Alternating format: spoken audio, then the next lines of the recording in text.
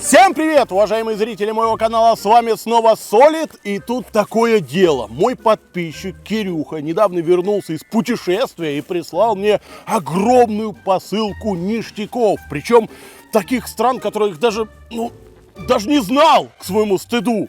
Спасибо ему за это огромное, я не допер эту посылку в лес. Она настолько тяжелая и огромная, вот, пожалуйста, фотографию смотрите. Сегодня мы посмотрим с вами только частичку, которая посвящена Малайзии. Вот они, малазийские мелкаши. Наборчик действительно очень маленький, да и баночки тоже, тут на один укус. Также уже по традиции в посылку он положил магнитик и вот такой замечательный брелок. Красота! Те места, в которых я вряд ли когда буду.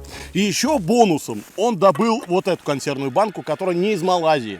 Она из республики Мьянмы.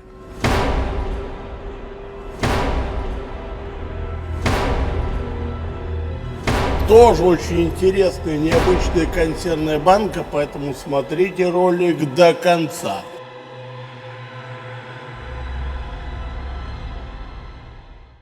Ребят, как вы понимаете, я снимаю свои видосы в настоящем лесу. Настолько настоящем, что мне до него приходится ехать. И не всегда по идеальному асфальту. А это уже стресс для автомобиля. Хотя не только для него. Короче, без регулярного ТО нам хана. В очередной раз пришло время пройти ТО на нашем автомобиле. И первым делом я проверил актуальные цены, чтобы вообще понимать, сколько это сейчас стоит. Причем неважно, какой у вас автомобиль, старенький японец или новенький китаец. Цены есть на все авто. И я был очень удивлен, что разница в цене может составлять даже 10 тысяч рублей на точно такие же работы. А это, как вы понимаете, немало. Поэтому, если у вас подходит время пройти очередной ТО, то всегда смотрите цены и скидки на Автоспорт. На этом бесплатном сайте вам нужно лишь выбрать свой автомобиль и какое ТО планируется. Далее появляется карта с ценами, выбираем лучшее и записываемся в 2 клика, чтобы зафиксировать за собой скидку. Причем тут все предложения от официальных дилеров и проверенных сервисов, поэтому с гарантией будет полный порядок. Ссылку на Автоспот я ставил в описании, а для того, чтобы скидки были всегда под рукой, можно скачать и мобильное приложение Автоспот. Ну а мы возвращаемся к еде. Ребят, я не могу. Все, я есть хочу. Они уже выстрелились, все готовы. Надо брать по 2. Вот прям они по росту. Все, вот, погнали. Начнем с мясного супа. Вскрываем, греем, и только булькающий жир отделяет меня от удовольствия. Пока греется, дам полезную инфу. Малайзия – родина дурианов. Да-да, тот самый вонючий, но очень вкусный фрукт, который мы пробовали в одном из видео. Страна из себя представляет архипелаг, состоящий из более чем 10 тысяч островов, что является самым большим скоплением островов в мире. Площадь страны 2 миллиона квадратных километров. Это примерно как наш Красноярский край. И на этой территории проживают 35,5 миллионов человек. Наверняка вы заметили схожесть флага Малайзии с американским. Дело в том, что этот дизайн был позаимствован от кормового флага британских кораблей, который существовал еще в 19 веке. Да, и Малайзия была в свое время тоже британской колонией. Армия насчитывает примерно 120 тысяч человек и комплектуется путем набора добровольцев с 21 года. Сухих пайков, насколько я понял, не существует. Они едят в столовых рис, бананы, овощи и немного мяса. Это единственные кадры, которые я смог найти, где солдаты хоть что-то едят. И на все про все им дается ровно 10 минут. И нам тоже пора возвращаться к еде. Вы посмотрите, какая красота! Я в шоке от того, что они живут в тысячах километрах от нас, но едят они практически то же самое. Это же, вскрываешь, видно, что тушенка, картошечка, бульончик. Да, тут по инструкции, по идее, надо это разбавить с водой, варить 2 минуты. Зачем вообще? Жир, зачем разбавлять с водой? Вот должно пахнуть тушенкой, да? Нет. Пахнет огромным количеством специями, какими-то соленьями, как будто я на рынок зашел, где соленья, да, разносолы всякие, вот этим пахнет. Я не могу терпеть, это просто слюноотделение заоблачное, погнали. Огромные куски мяса, боже мой.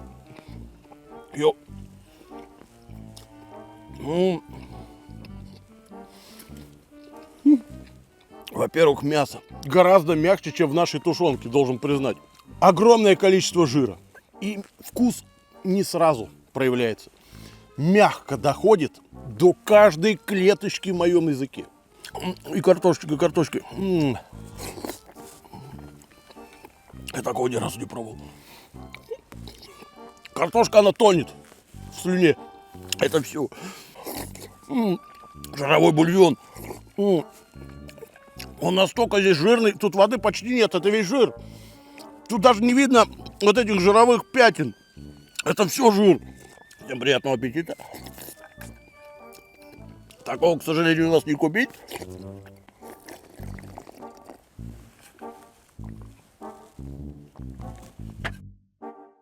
Это заоблачно. Все в себя. Все в себя. Ты как депутат. Конечно, десятка, но оно закончилось. Перемещаемся ко второму блюду. Это рыбка, макрель. Нарисован петух. Офигенный дизайн. Выглядит тоже потрясающе. Нет никаких кишочек, голов, хвостов, как мы это привыкли. Да. Да плевать, как он пахнет. Погнали. Холодненькая. Это божественно.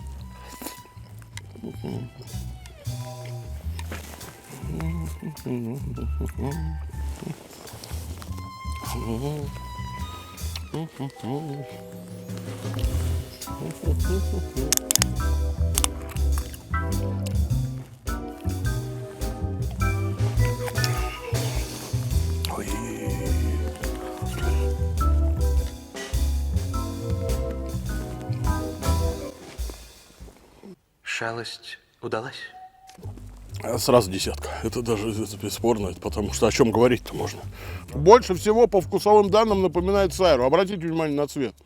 Это же вообще невозможно на это смотреть.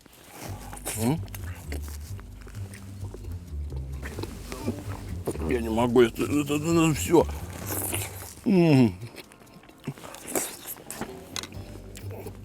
10 баллов тоже. Переходим дальше. Давай, выключай быстрее. Ну что, вот они, жиденькие пошли. Ребят, смотрите, как это все выглядит. Начнем вот с этого. Называется карри-ям. Типа курица в томатном соусе. Причем с картошкой. Обратите внимание, есть аж 3 куска картошки. Единственный момент, срок годности истек в сентябре 2024 года. Но не беда, вы вне зоны риска, я весь удар беру на себя. Надо поставить лайк в этом месте обязательно. И подписаться на канал, и скинуть другу, и написать комментарий. Видите, целая работа. Мы YouTube любим, поэтому поддержите, пожалуйста. Начнем трапезничать, но страшно. Причем страшно не то, что он просроченный. Меня вот этот цвет кровавый очень беспокоит. Это, знаете что, это намек на то, что это должно быть острое. Сами кусочки, я бы не сказал, что большие. Огромное количество самой подливы. И всего-навсего 3 картофельные. Это слишком мало. Я не готов. Погнали. Картошечка. Вот они знают, как ее хранить. Опять эта мякоть. Опять этот вкус. Боже мой! Вот отдельно подливку есть невозможно. Она настолько насыщенная и острая. Причем эта острота идет постепенно. Суть в том, что чем острее блюдо ты ешь, тем хочется еще. Чтобы перебить эту остроту самой остротой. Да, это парадокс, но факт. Погнали. Мясо. Курочка. Очень странная. Она мягкая, при этом волокнистая и сухая внутри. Это удивительно. Снаружи столько влаги, а она не напиталась. Это на Павелецком вокзале такая же проблема. Ой-ой-ой. Опять картофель. Опять курочка. И опять картошка. Давай за подписчиков. Вот за вас, ребят, всегда. Да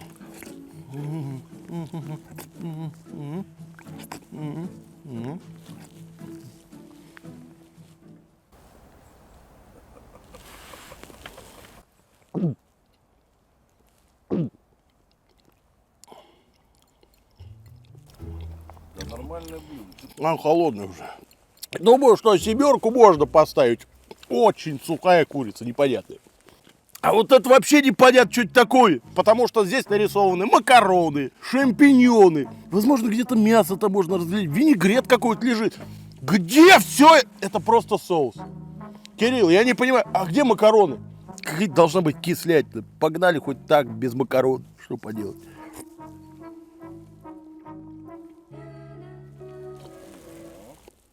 А тут есть мякоть. Это уже хорошо, есть что жевать. Вот она, видите, плавает. Вот она, мякоть, вот она. Это шашлычный соус, который можно встретить в наших магазинах, но только еще более сладкий и насыщенный. Удивительно, вообще нет перца, только сладость. С макаронами не знаю, с тушенкой зашло бы. Долго останавливаться не будем, только съедим. Я обожаю томаты. Да. Я знаю, что ты помидоры любишь. Ты вот просто молчи, сиди, ничего вообще не говори, особенно ко мне не подходи, я ем. По баллам 8. Ребят, когда выезжаешь на природу, особенно надолго, то без электричества вообще никак. Ну представьте, снимаем обзор на РП, а камера села. Или ночью нужен свет, а фонарик разрядился. Поэтому я нашел отличное решение. Это инверторные генераторы Spectre 2200 и Spectre 3300. Они реально спасают, когда вокруг только лес и никаких розеток. Можно спокойно зарядить телефон, ноутбук или запитать освещение. Главное, это инверторная технология. Генератор выдает стабильное напряжение, так что можно подключать даже чувствительную технику. К тому же он экономичный, всего 1 или 1,4 литра топлива в час. А полного бака хватает до 5 часов. При этом генератор компактный, весит до 23 килограммов, так что его легко переносить. А у Spectre 3300 еще электростартер. Нажал на кнопку, и он завелся. Ну и удобно, что есть ЖК-дисплей, где видно нагрузку и напряжение, а еще встроена защита от перегрузок и низкого уровня масла. Давайте проверим. Подключаю освещение, заряжаю телефон, все работает.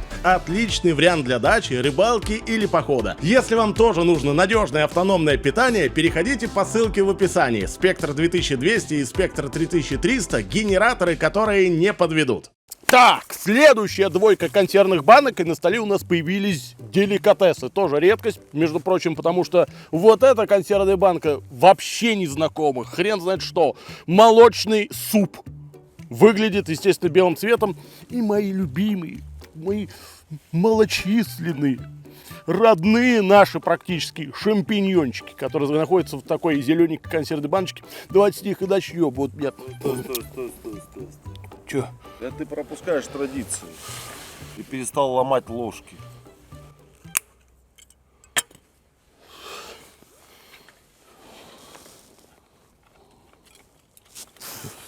Спасная. Стой. Так.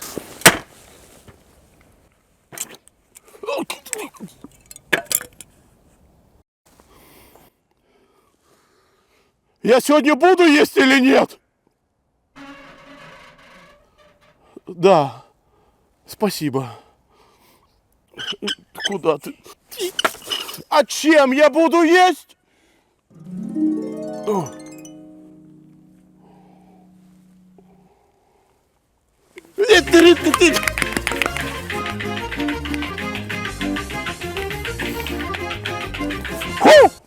Такому веслу и рот радуется. Иди сюда, раз, иди два. Ну-ка. О, они свеженькие. Он прям с землей. Не, серьезно. Их вообще не готовили, их просто в воду кинули, они сами замариновались. Ни соли, ни перца, ни какой-то зеленухи, ни лука. Вообще ничего, пустота. Обожаю. Единственный минус — мало калорийный, не наешься.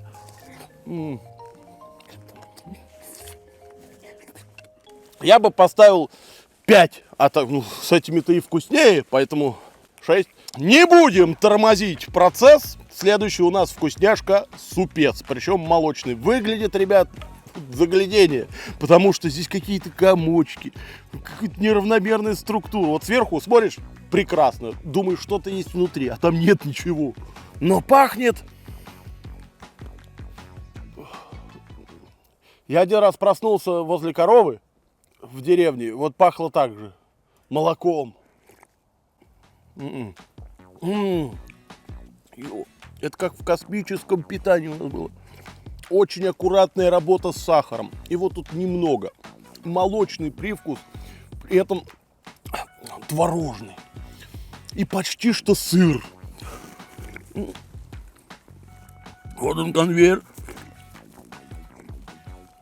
Давай.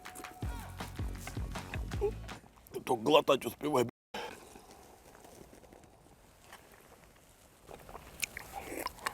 Помыть, что ли, хочешь? Я справился. Малайзия у нас закончилась. А там какое блюдо осталось? Автоназия? Я не наелся, недоволен. Но у нас есть бонус. Республика Мьянма. Ребят, коротенько, чтобы вообще было понятно, откуда эта редчайшая консервная банка. Республика Мьянма — это страна, расположенная между Индией, Китаем и Таиландом. Удивительно, но на территории всего 678 квадратных километров проживают почти 55 миллионов человек. И примерно 40% из них живет за чертой бедности. Экономическое положение осложняется санкциями и внутренней нестабильностью. А средняя зарплата примерно $400, что составляет по нынешнему курсу приблизительно 35 тысяч российских рублей. Основным сегментом экономики является сельское хозяйство. В основном выращивают рис, кукурузу и бобовые. Я вообще ничего не понимаю, ребят, как они существуют, как живут, потому что это пророщенный белый горох. Без ничего. Здесь... А самое удивительное, здесь написано, знаете что? Вас ждет семья. То есть ты это ешь и к праотцам. Когда открываешь консервную банку, хочется молиться всем богам сразу на этой планете, потому что ты видишь вот эти непонятные белые полосочки, которые могут пошевелиться в любой момент. Я прям боялся этого всего. Ну, оказывается, это всего-навсего корешки. Запах, вот вроде как горох, но если как следует нюхнуть, у меня в деревне была цистерна. Железная, перевернутая, вот, ну, так вот стояла. В нее постоянно летом засыпался овес. Жара, 40 градусов в Тамбовской области. Вы представляете, какой там запах? Погнали.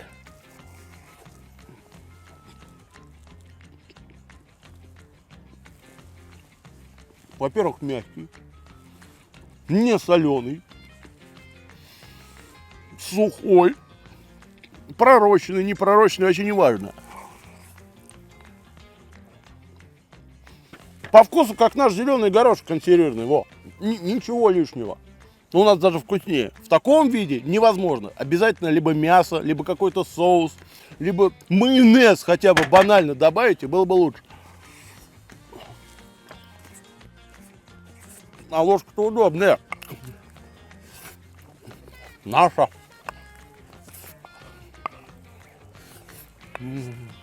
Деды ели.